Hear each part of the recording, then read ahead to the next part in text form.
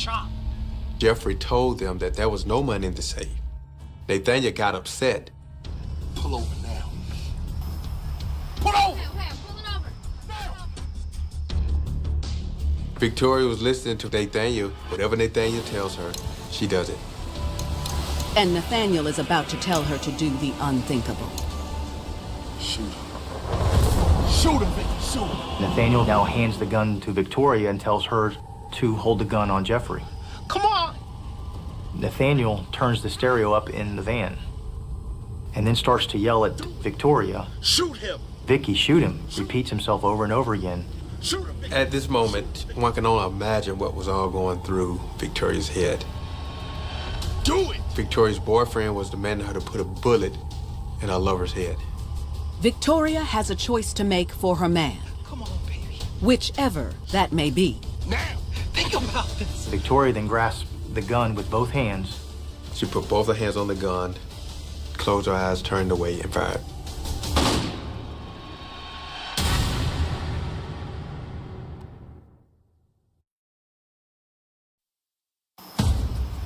It's a hot summer night in Tampa, Florida, and Victoria Jackson has just been ordered by one man she loves Shoot him. to take the life of another. Come on, baby. This whole incident was supposed to simply be a robbery. At Nathaniel's command, Victoria closes her eyes and makes a deadly choice. Victoria fired a bullet right into the back of Jeffrey's head.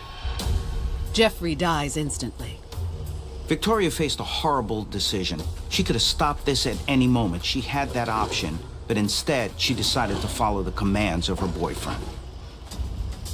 After Victoria shot Jeffrey, all three jumped out and ran separate ways. At 9:30 p.m., a neighbor discovers the car still running with Jeffrey's dead body inside and calls 911. 911, what's your emergency? We have a homicide. A van is again, like literally just a few minutes ago. And neighbors saw three kids get out of the car and take off, and there is a dead body in the car. Still running. Deputies from the Tampa Police Department respond to the scene and are alerted to a suspicious woman in the area. Terry is actually found along the main roadway, waving cars down, trying to get a ride. One of the deputies were able to detain her for the questioning. Victoria and Nathaniel managed to get a cab to take them to Jacksonville, 170 miles northeast of Tampa. Back at the station, Terry tells police what happened and says she's a victim. Hurry up, quick. Shoot him, Vicky. She's in the back of the van, has no idea what's going on. She got kidnapped too. We put warrants out for the arrest for Nathaniel and Victoria. At this point, we notified the media, and their story was highlighted on several news outlets in the area. 2 days later, Victoria and Nathaniel are arrested without incident at the home of a friend. Nathaniel had $1,500 of the money that he took from Jeffrey, and the money had bloodstains. Once in custody, Victoria is stunned to learn that the man she killed her lover for is selling her out.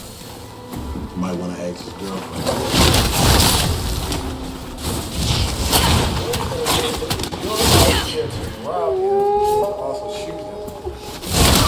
That Victoria thought that Nathaniel would have protected her, and it all would have been well. When police tell Victoria Nathaniel setting her up to take the fall, she gives a full confession of what happened. I was told earlier today to call him. He tried to get me to come over. Okay.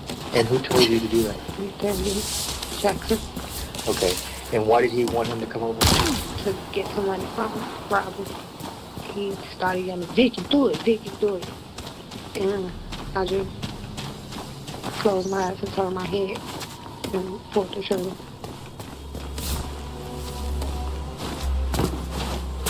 When police allow Victoria to confront Nathaniel, he breaks down and confesses to everything. So be it. So be it. A few hours later, police deliver the devastating news to Jeffrey's wife, Crystal. They come in. They told me that he was shot and killed. I'm sorry. At the time, I lost it. And the kids heard me, and then they came out, so the house got up in a roar. Already devastated, Crystal is dealt one more cruel blow when she's told the identity of her husband's murderer. My first thoughts when I found out Victoria was involved, I was taken back. I was really confused. How could you kill someone who you were benefiting from? So I don't understand how could you. So, no. Crystal's suffering increases when she finds out about the affair. I was really shocked. They started naming items, a ring, places where they supposed to went to. I just lost it because I didn't see it. He filled a void in her life, and that need superseded the loyalty that she should have had to her sister. Police charge Victoria and Nathaniel with the murder and kidnapping of Jeffrey Dampier, and a jury shows no mercy. Victoria was given 3 life sentences for kidnapping, armed robbery, murder, and Nathaniel was convicted of the same. Jeffrey really took the best years of her life, the early years, the formative years of her life. So when Nathaniel came along and offered a chance of revenge against Jeff, well, Victoria jumped at it because finally she could tell him and act out her anger with Jeff. Crystal's sister Terry has never been charged with the crime. Destined to die behind bars, Victoria's days are a constant reminder of her brutal betrayal of one love for another. I don't know if she's truly forgiven herself for what she's done, but I do know that she's facing that every day in a decision and a choice that she made. So for Victoria, there was a lot of emotion, a lot of conflict, perhaps some guilt, some anger. All of those things are all boiled into one. And in this case, it led to the death of Jeffrey. I still talk to my sister because I don't want to have a cold heart. I don't want to be holding on to that grudge. So I let go. And I still have pictures of my late husband, and I still think of him. But I believe that I will get my chance to see him again.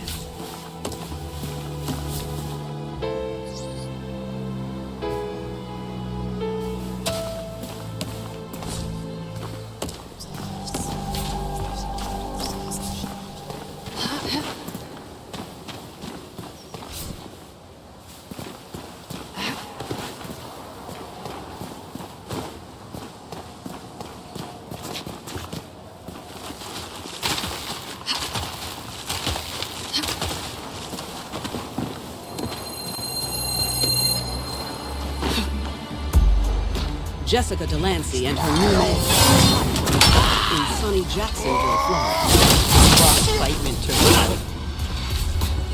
But Jessica will pay the ultimate price for getting involved with a man who plays dead.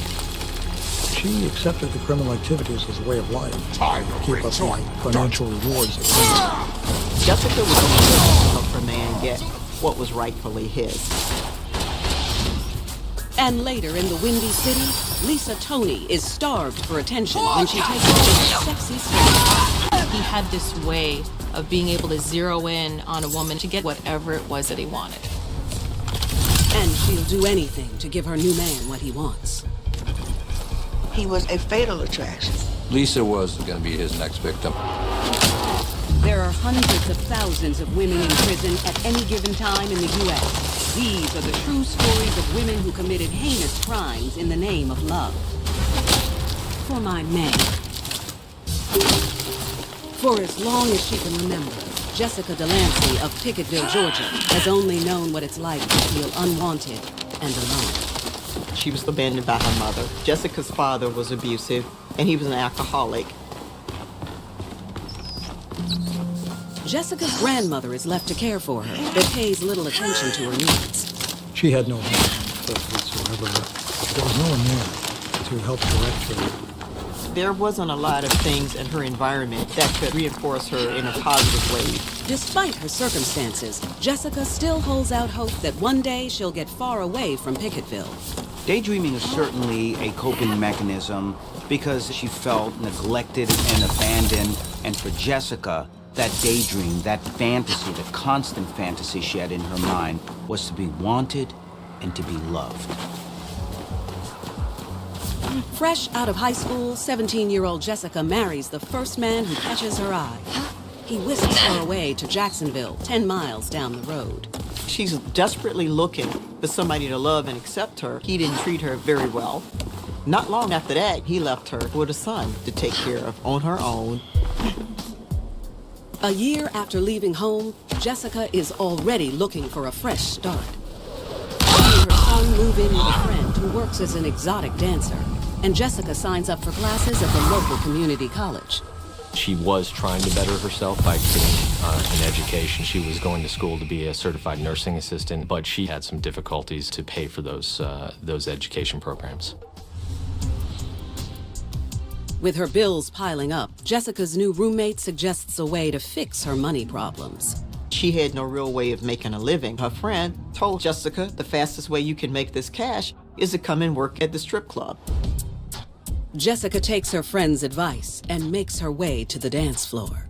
She worked as an exotic dancer at one of the local clubs here. She was an attractive girl. She did very well financially. She walks away in the evening and has cash in her pocket that she can now spend for things. Jessica drops out of school to focus full-time on making money at the club. Jessica was like a lot of other young ladies who are simply looking to escape circumstances that are already dismal. They want to find a better life, but they don't have a real plan. They haven't really thought about the resources they have at hand or resources that are available to them.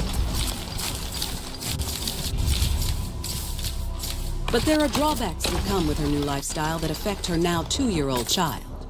Between taking care of her son and stripping, that was a very, very tough balancing act for her. Jessica would oftentimes leave her son for long periods of time when she was dancing. She relied heavily on other family members to assist her. When she ended up having her own child I at a see very it young troubles age, you. Darek was never, and we had to learn it as for that same Odessa. behavior, what she was taught, to be Oi, neglectful notice and anything to unusual abandon. at home? And therefore she did the same to her child by passing the care of that child on to her family. The last thing Jessica expects to find, stripping, is love. But that's exactly what happens when, a month into her new job, she spies 19-year-old drug dealer Derek Goldson. Derek took a fancy to Jessica and they struck up conversation. They exchanged phone numbers that night. And Jessica and Derek, from then on out, they started a relationship. And it isn't long before the only place Jessica wants to be is by the side of her new man.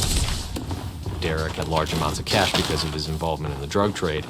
The combination of being a decent-looking guy and having substantially more money than she was ever earning as an exotic dancer, it was almost too much to resist. Jessica doesn't care where the money comes from, as long as Derek is spending it on her. He slipped a wad of cash in her G-string, and he made her feel good about herself. It's really not surprising that she would date someone who had a very severe criminal occupation, a drug dealer, and he took care of her financially. This fed into that fantasy she always had of being taken care of in every way possible. So his lifestyle, for her, didn't even matter. Just 5 days after meeting Derek, Jessica packs up her 4-year-old son and moves in with him. But she quickly learns that her new relationship comes at a price. Not long after Jessica realized that he was a very controlling person, he told her that she had to stop working at the strip club. She's his woman. He doesn't want other men looking at her. Derek promised to support her and her son, so she quit her job as a dancer. I'm taking care. I'm your daddy now. Is this your father? By Derek offering to take care of Jessica, this was the beginning of a grooming that we see quite often happens. In many ways, this is what she wanted. The fantasy come true. The knight in shining armor riding in and taking care of her. But this was really a pure manipulation, a grooming by Derek.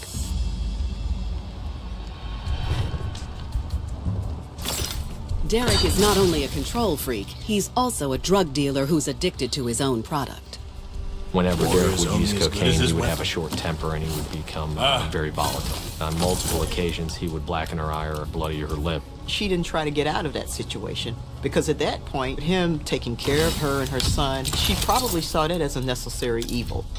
By Jessica growing up in a home where her father was missing, the affection of a father, the role modeling of a father as to what a relationship should be in this case between a man and a woman, Jessica didn't know what a healthy relationship was.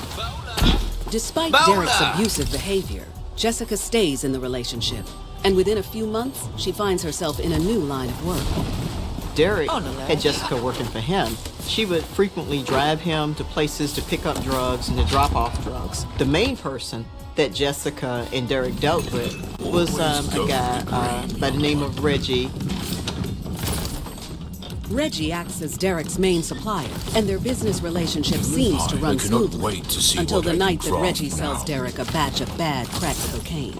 Derek was cooking up the substance on the stove, and the product turned into mush. So he says, well, I can't go out and sell this. This turned into a $1,000 loss. He became very irate. He was saying that he was going to go over and force Reggie to make this thing right. I'm gonna get his ass. We're gonna get his ass. As a drug dealer, your reputation is on the line. You have to do something extreme to make the person pay for it. Derek will not rest until he can recoup his cash. He comes up with a plan to steal his money back from Reggie, and Jessica is eager to help him. Jessica's looking at this as, we're going to do anything we need to do to get this money. You with it? Yeah, come on, of course. Let's go. She's saying, this is my man, and I'm going to do what I need to do to keep it all good with him. The couple decides to disguise their appearance in order to take Reggie by surprise. So at that point, they really take on this Bonnie and Clyde persona. Derek put on a black knit cap over his face, and Jessica donned a blonde wig. Then they drive to Reggie's house, and while they wait outside for him to show up, Derek works out one last detail with Jessica. Derek had a AK-47. He provided Jessica with a .45 caliber handgun. This is a guy she's known for 4 months. He's now asking her to commit a crime. She could have withdrawn at that point. She could have said, no, don't give me that gun. I don't want to do this. Derek says, Jessica, this gun is for your protection. That's when it really becomes all real to Jessica. She takes the gun. It's quite obvious that Jessica has the same mind frame at this point as Derek. She was willing to commit murder in order to please him, but to also let him know that she was an equal partner in their crime. And when Reggie shows, Jessica continues to follow Derek's lead. It's at that point that he was confronted by Derek and Jessica at gunpoint, and that he forced him inside of the house.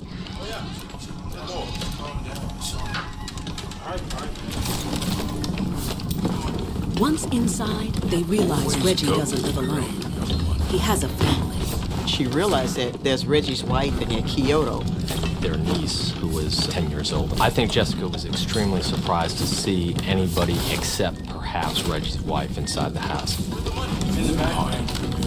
Despite her shock, Jessica keeps her gun aimed at Reggie's family as she stands by her man ready to take his orders. You would think that Jessica, being a mother herself, her motherly instincts would kick in, but apparently Derek's hold over Jessica was a lot more stronger.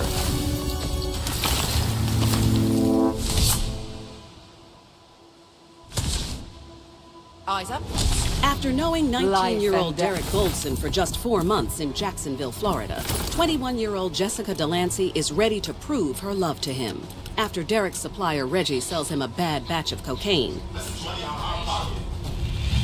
Jessica joins Derek on a mission to steal back his money.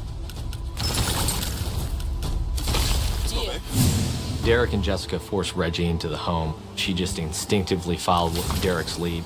Reggie's wife, Kyoto, and his 10-year-old niece are in the living room. Sacrament and gold. Despite the presence of a child, Jessica and Derek demand that Reggie give them their money. We just want the money. That's all we want. Sarah? Reggie indicated that the money was in the bedroom, in a closet. Jessica went to look for it while Derek kept Reggie and Kyoto in the living room. While Jessica is searching for the drugs and money, she hears Derek cry out to her. When she runs back in, she sees a struggle ensuing between Reggie and Derek. They're fighting over the gun. Derek is trying to give Jessica commands about what to do as he's wrestling with Reggie. Jessica manages to shoot Reggie once in the back. Good day to you. As Reggie fell to the floor, Derek then took control of the rifle and then executed him. Warrior's only as good as his weapon. Jessica and Derek are clearly working as a team. She's willing to do anything to fortify their relationship. Mrs. Mulder, Mr. Spector on the scone now. While the killers are distracted, Kyoto tries to escape. Beat a part of She turned and fired multiple shots at Kyoto as she was fleeing from that home. Despite Jessica's attempt to shoot her, Kyoto manages to get away. Derek and Jessica ran out the front door of the home and back to their truck. They knew at that point in time, based upon the screaming and the gunshots, that the police were going to be on the way. He ordered Jessica to grab the wheel in the drive, to actually be the getaway driver. The pair start to flee the scene. Derek begins to question Jessica So much about past Kyoto. and And he so said, little did you kill present." her? And she said, I don't know. At this point, she's flustered. She doesn't really know what happened, but Why she did kill shoot men at for him. free when you Suddenly, can be paid Derek to do spots it? something out of the corner of his eye. As they were pulling off, Derek saw someone hiding underneath a tree off to the left of the road. He yelled at Jessica to stop. She slammed on the brakes. Derek wants to make sure there are no loose ends. Derek got out to confront Kyoto, who then begged for her life and asked him why he was doing this. Derek raised up the AK-47, executing Kyoto. At this point, you have Jessica, who's seen her boyfriend murder 2 people. You would think that Jessica would be feeling like, my boyfriend is a lot more dangerous than I figured. I'm gonna take off. But she didn't do that. After she had witnessed Derek killing 2 people, there are a lot of things going on in her mind, but leaving him was not one of them. Now partners in 2 cold-blooded murders, Jessica and Derek flee the scene. The money they came to get, forgotten. The result of this entire affair is that it was all for naught. They took nothing except 2 lives, and that's a tragedy. She could have opted to stop participating. For her, there was just no turning back. For the next 3 weeks, Derek and Jessica hole up in their apartment, hoping everything will blow over. Derek continued to tell her, well, you can't tell anybody about this. Derek and Jessica believed that the only witnesses that could identify them were the 2 individuals that were killed. Jessica and Derek thought they got away with murder. What they don't realize is that when they drove away from Reggie's apartment, a crucial witness emerged from her hiding spot. And only a matter of feet away, sort of concealed under the tree in the bushes, was the niece. She witnessed all of these things that happened. It's difficult to imagine the impact on a 10-year-old child witnessing an execution, particularly of your aunt or a relative, but of anyone. It's an experience that's going to live with that young girl all of her life. After running to a neighbor's house for safety, Reggie's niece calls the police. She gave a very detailed description of the events from the very beginning to the end. Reggie's niece tells the police the man was wearing a mask, but she's sure that she'd recognize the woman if she saw her again. She had a very lucid and very excellent memory for the features, and it resulted in a very good sketch and likeness. That just shows you that sometimes trauma can make people remember things. It stays in their mind, and it becomes very vivid to some people. As investigators hunt for Jessica, Derek's pulled over in a traffic stop, and detectives run his plates. He's wanted on an outstanding warrant from a domestic dispute he had with a former girlfriend. He's immediately taken into custody. Now, at this point, the police don't know that Derek is the guy they're looking for. He calls Jessica and asks her to go to his best friend's Garrett house to get this bail money for him. When Jessica arrives at Garrett's house to collect the money, she's unprepared for who she'll meet there. Garrett was actually dating the sister of Kyoto Williams. When she goes to the house, there are friends of Kyoto who are going to her funeral. And one guest in particular catches Jessica by surprise, Reggie's niece. And later, in Chicago, Lisa Tony leaves her husband for another man, with explosive results. She wanted him dead, and sooner the better. He was like a shadow moving through the night. I mean, he could have walked up to him and blew his brains out. He did not. He devised what he considered a perfect crime. Oh, I kill men by for sending free. him a package You could be paid. with a bomb in it. Lisa would had her life turned upside down by a master of manipulation.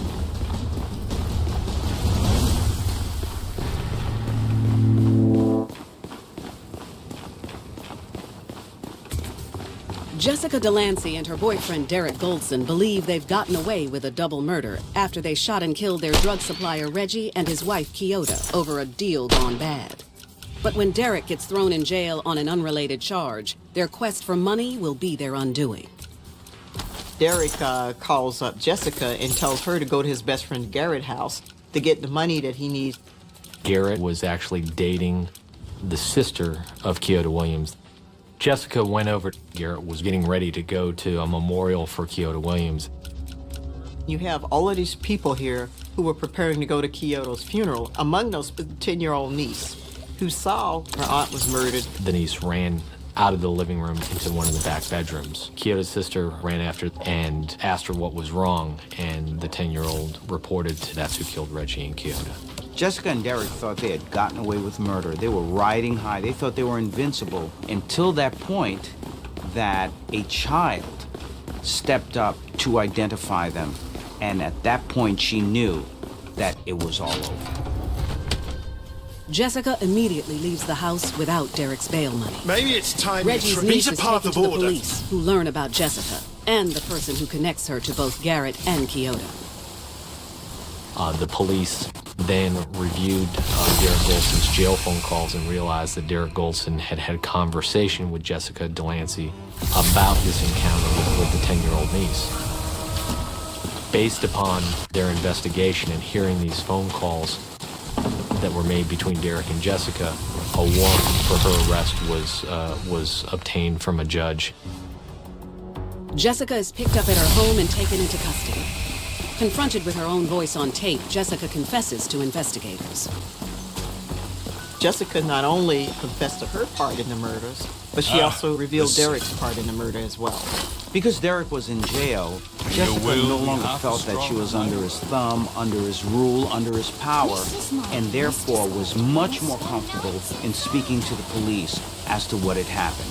At this point, she was going to look out for herself and without the fear of retribution from Derek. In exchange for her testimony against Derek, Jessica is given a sentence of 48 years. Derek pled guilty to 2 counts of first-degree murder and 1 count of armed robbery. Based upon his plea agreement, he would be sentenced to 3 consecutive life sentences. And the irony of all of this is after Derek murdered Reginald, after he murdered his wife, they didn't get any money. They didn't find any money. So that was a wasted error that ended her life, including Jessica's. All of Jessica's dreams about freedom and being taken care of and having love in her life have all gone down the drain because of that fateful decision of getting involved with a man that she thought she loved. You can always tell I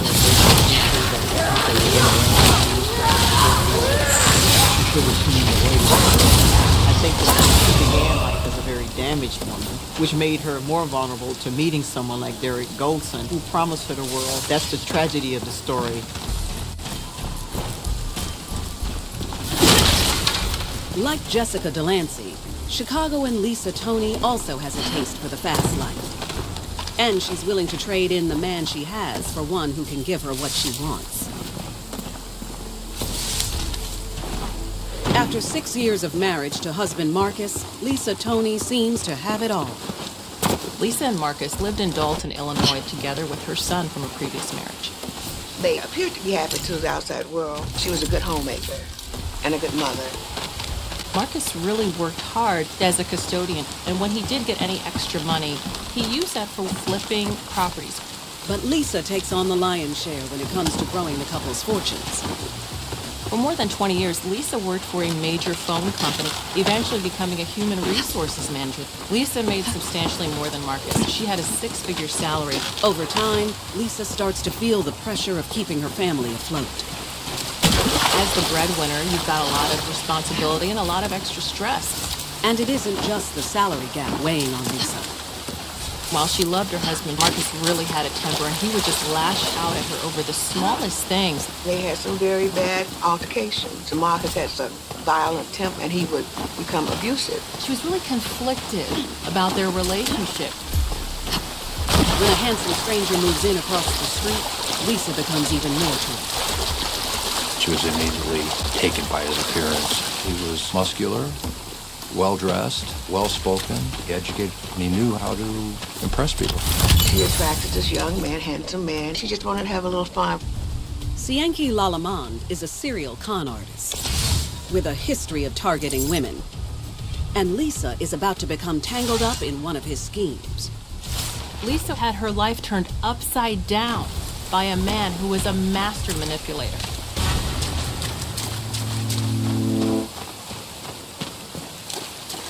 In Chicago, Lisa Tony is feeling stuck in a crumbling marriage with her husband, Marcus. Marcus really had a temper, and he would just lash out at her over the smallest things. She loved her husband. She just really could not take that treatment. Lisa longs for the affection of a man who will treat her right. Felt like, baby, she just wanted to have a little fun, wanted to change her lifestyle. That opportunity comes knocking when a seductive stranger, KcehC Lalamond, moves into the neighborhood and introduces himself to Lisa.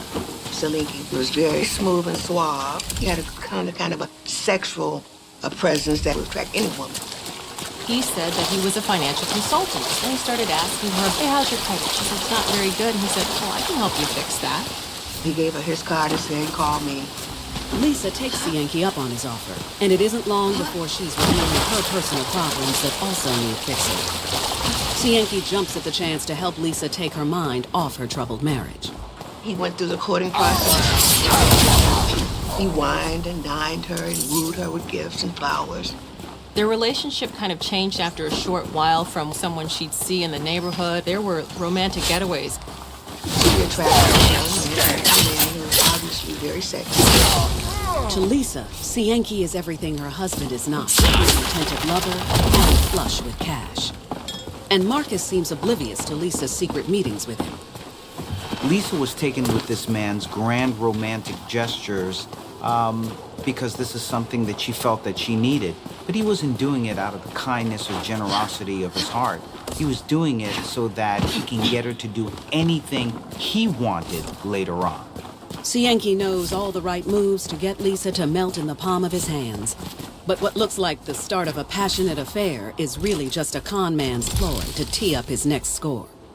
KcehC was a career criminal and quite often took advantage of women. That was his ploy, that was his game, that's what he was really good at. And he found the perfect victim in Lisa because here was a woman who was having all sorts of marital issues and felt very unfulfilled in her marriage. What Lisa doesn't know is that all this romance comes with a price. He knew from the beginning that Lisa was going to be a huge gold mine. Marcus had a steady job. He did have good credit. He had property. He was the kind of person that credit card companies are eager to give credit to. KcehC took full advantage of that. When he agreed to help her correct her credit, he also inquired about Marcus. Raise a janitor. He would ask Lisa stuff about her mother's maiden name and all that stuff, and Marcus' mother's maiden name, including his social security number. Lisa gave him all of her financial information. She would basically do whatever it was that he asked. KcehC had this way of being able to zero in on a woman and be able to get that person to do whatever it was that he wanted. With an all-access pass to Marcus's personal information, KcehC gets to work, taking over his identity. KcehC was a master identity thief. He created a false driver's license with Marcus Tony's name on it and KcehC's picture. KcehC opened up a P.O. box in a mailing facility in Marcus Tony's name. He could easily receive and be accessible to Marcus's mail without any questions being asked. Cienki has already done all the work needed to prosper at Marcus's expense when Lisa tells him she's had enough of her marriage and wants to start a new life with him. That's when Cienki lets Lisa in on his shady dealings. She implied that she wanted to do something negative or harmful to Marcus. And Cienki explained to her, rather than physically harming him, it would be much more steal. When Cienki confesses to Lisa that he's already laid the groundwork to rob Marcus blind, she tells him that she wants in on the action. Almost any woman involved in an affair who finds out that their boyfriend is trying to financially defraud their husband would be upset and want to get out of that as quickly as possible. But Lisa, surprisingly, went along with it. She was in favor of that. She felt that this was her way of getting back at him. It was perfect combination of factors for her. It went beyond just having some sex on the side to wanting to financially destroy her husband. She wanted to humiliate him. Now that Lisa's in on the con, the sky's the limit. And for the next 6 months, the conniving couple goes on an all-out spending spree. At least 9 different credit cards opened in his name, charges soaring up to at least $200,000. Marcus was oblivious to the fraud. Lisa was going about everyday life as if nothing had happened. She's never displayed any regrets about stealing from Marcus. She thought she was justified, that he deserved what was happening to him, and she deserved the good things that were coming from him. Lisa was so deep into this extramarital affair with Cienki that she was oblivious to the fact that the debt that she was creating for her husband, the financial ruin she was creating for her husband, she would be responsible for at some point, because legally she'd have to help pay that off. 7 months into their spending spree, Lisa decides it's time to show Marcus the door. Lisa threw him out. She told him, go live in one of your rental apartments and get out. She threatened him with divorce. But Marcus didn't want to go. He loved her and thought they could work out whatever the problem was. That's when Lisa tells him that she's already moved on. Lisa was able to tell her husband about this infidelity because of the years of abuse she suffered. So in some ways, this might have been the final kiss-off, the revenge, by letting him know not only was she free of him, but she found someone who she felt was a much better person. And when Marcus discovers the second part of his wife's betrayal, Lisa will stop at nothing to protect her new man. Marcus was starting to become aware that maybe he and Lisa had something to do with this. They came up with a plan so they wouldn't get caught. Cienki had a great amount of power over Lisa that caused Lisa to act the way she did.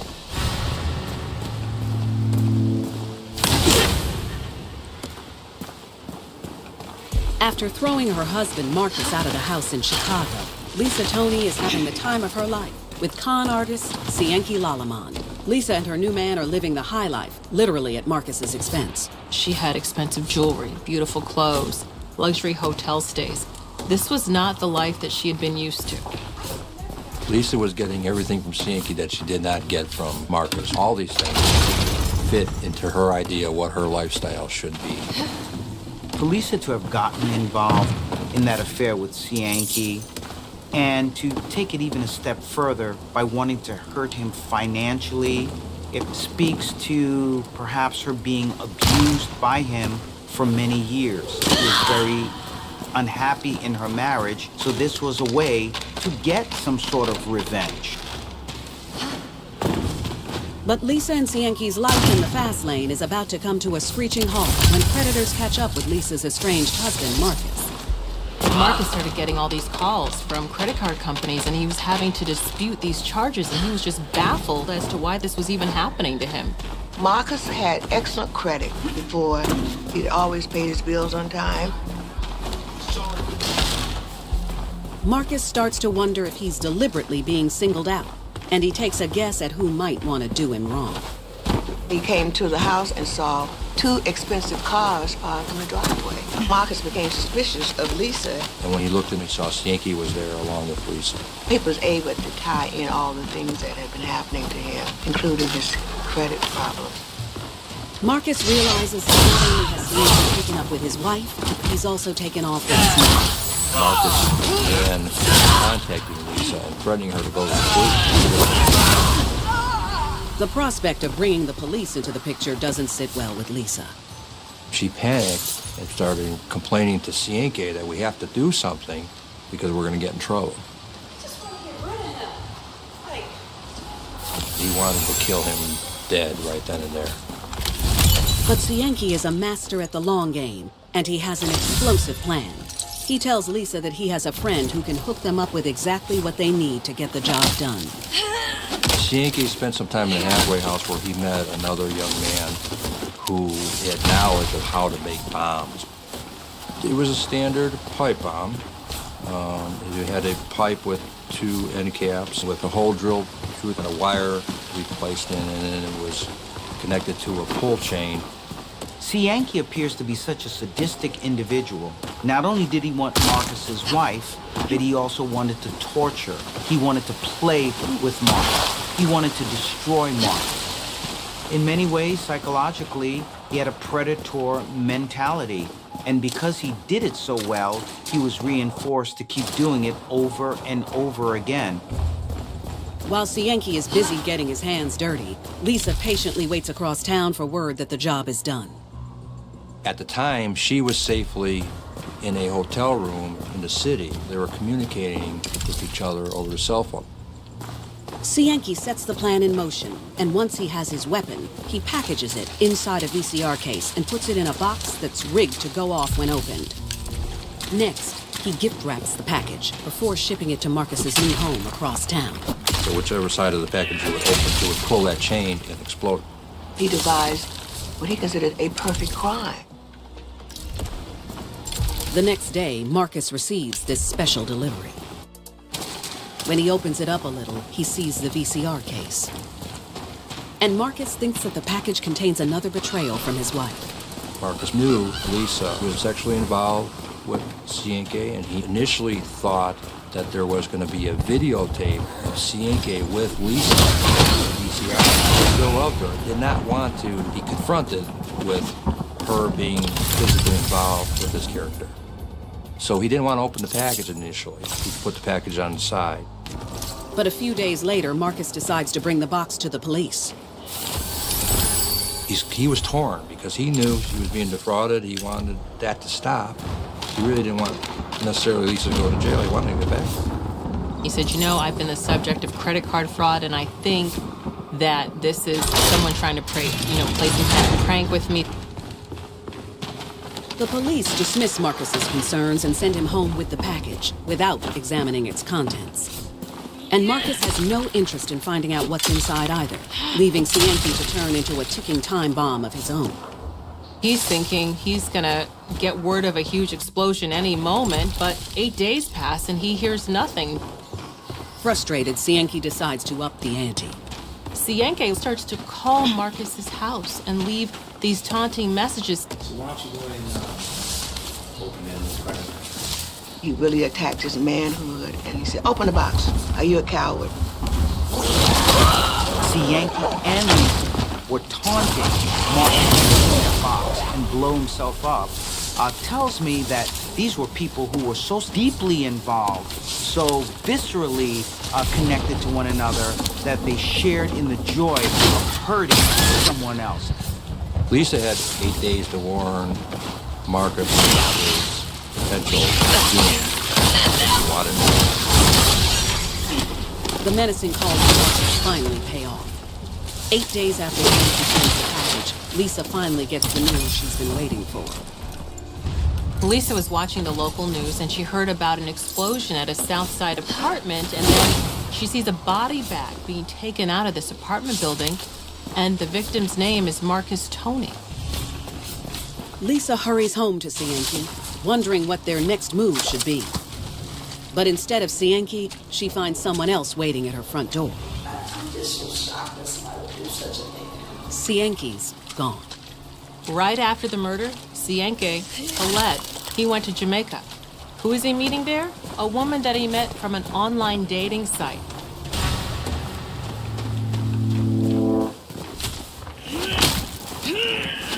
After Marcus Tony is killed by a pipe bomb mailed to him by his estranged wife Lisa and her lover KcehC Lalamond, Lisa Tony finds herself facing some tough questioning from law enforcement. Well, Lisa became a suspect almost immediately. We knew that this fraud activity was going on. And they also knew about the voicemail messages. The Chicago police. They started putting two and two together. They took her in. She was held for a substantial period of time. The police decided to break her. She became very upset. While Lisa's taking the heat for her husband's murder, KcehC has already moved on with a woman he met online. Lisa eventually found out she wasn't the only woman for KcehC. She was one in a long line of women who had been duped and had been conned.